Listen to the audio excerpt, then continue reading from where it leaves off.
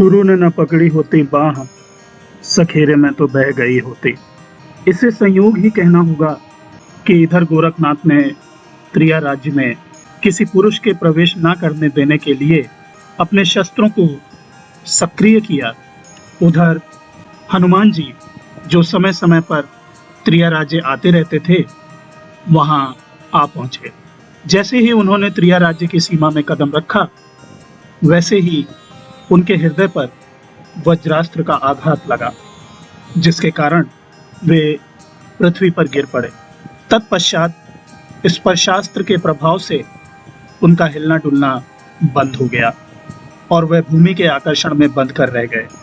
फिर मोहनास्त्र से सम्मोहित हनुमान जी नागास्त्र के द्वारा नागपाश में बंध गए। हनुमान जी अपने साथ घटी इस घटना से अचंभित रह गए। किसने किया यह दुस्साहस? इसका खुलासा तो मेरे प्रभु श्री राम ही कर सकते हैं। तब हनुमान जी ने नेत्र मूंद कर श्री राम जी को स्मरण किया।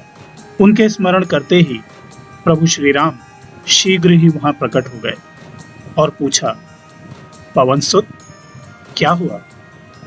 तुम्हारी यह दुर्दशा किसने की? प्रभु राम तो अंतर्यामी थे, अतः पलक झपकते ही वे सारा रहस्य जान गए। तब उन्होंने गरुणास्त्र द्वारा गोरखनाथ की सभी शक्तियों का निवारण कर दिया और हनुमान जी को बंधन मुक्त किया।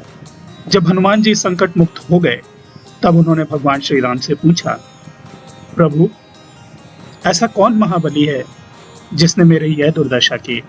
श्री राम जी धीरे से मुस्कुराए और बोले, पुत्र, महाबली हनुमान को भी जो अचरज में डाल दे, ऐसी शक्ति तो केवल और केवल नाथ योगियों में ही है।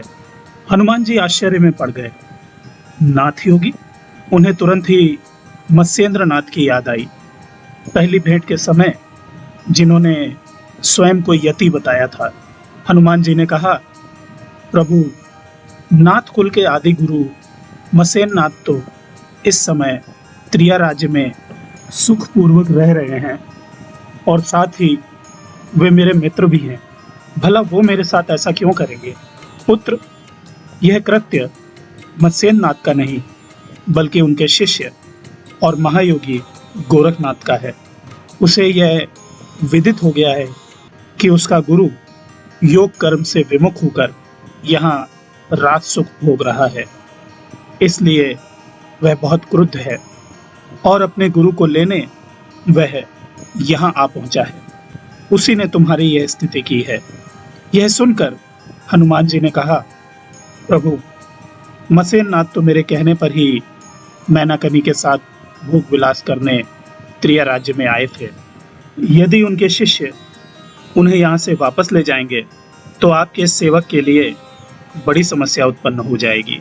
इसलिए आप मेरे साथ चलकर गोरखनाथ को समझा बुझाकर यहाँ से वापस भेज दीजिए। मुझे पूरा विश्वास है कि वे आपकी आज्ञा नहीं टालेंगे। श्री राम और हनुमान जी ब्राह्मण वेश में त्रिया राज्य जा पहुंचे। रात का समय होने के कारण पूरा नगर निद्रालीन था। केवल प्रहरी महिलाएं ही पहरे पर थी। प्रभु श्री राम और हनुमान जी उस प्रसाद में पहुंचे जहां कलिंगा और उसके दल को ठहराया गया था। कलिंगा अपनी सखियों और साजिंदों के साथ गहरी निद्रा में सो रही थी, परंतु गोरखनाथ ध्यान लगाए अपने आसन पर बैठे थे। ब्राह्मण वेशधारी श्री राम और हनुमान जी ने उन्हें प्रणाम किया। गोरखनाथ ने सम्मान पूर्वक उनका प्रणाम स्वीकार करते हुए कहा, हे ब्राह्मणों, आप इस अर्धरात्रि के समय कौन सी इच्छा लेकर यहाँ उपस्थित हुए हैं? कृपया मुझे बताने का कष्ट करें। यदि आप हमारे उद्देश्य को पूरा करने का वचन देते हैं तो हम सारा वृत्तांत आपके सामने प्रकट करेंगे। वचन देने की बात सुनकर पहले तो गोरखनाथ का माथा ठनका। फिर वह सोचने लगे कि मैंने तो विभिन्न अस्त्रों के द्वारा त्रिया राज्य का मार्ग किसी भी पुरुष प्रवेश के लिए अवरुद्ध कर दिया था, परंतु ये दोनों ब्राह्मण वेशधारी इस राज्य में प्रवेश तो कर गए, अब मुझसे वचन भी मांग रहे हैं। इसमें अवश्य ही कोई रहस्य है और ये कोई साधारण ब्राह्मण नहीं है। अवश्य ही यह कोई देवता है जो किसी विशेष उद्देश्य को पूरा करने के लिए यहाँ ब्राह्मण वेश में आकर मुझसे वर मांग रहे हैं।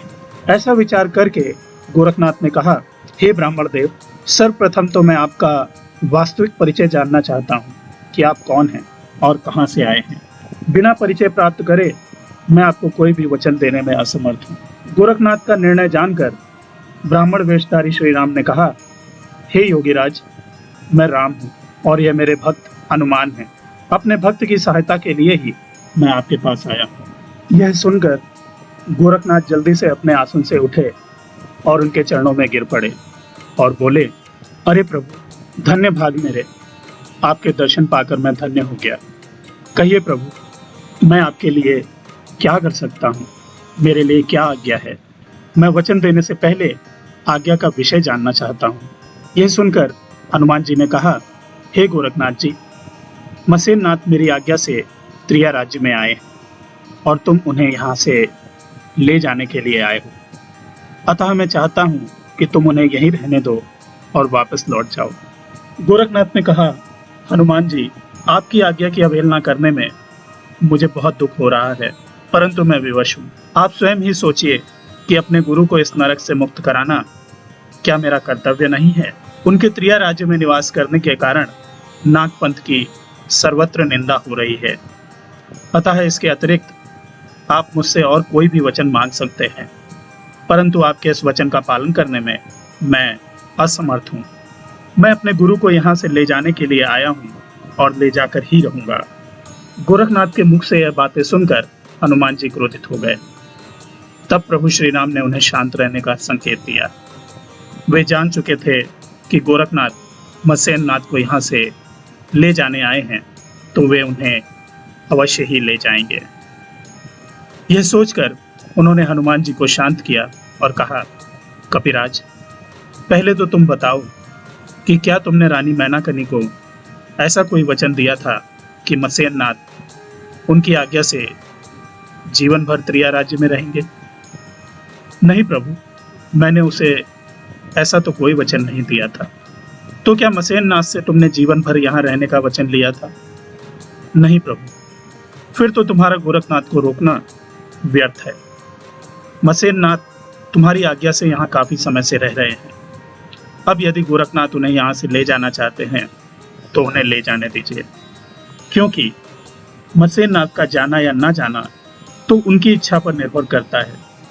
अब तुम्हारा कार्य रानी मैनाकनी और मसेन नाथ को सूचना देना है कि गोरखनाथ अपने गुरु मसेन नाथ को यहाँ से ले जाने आए हैं।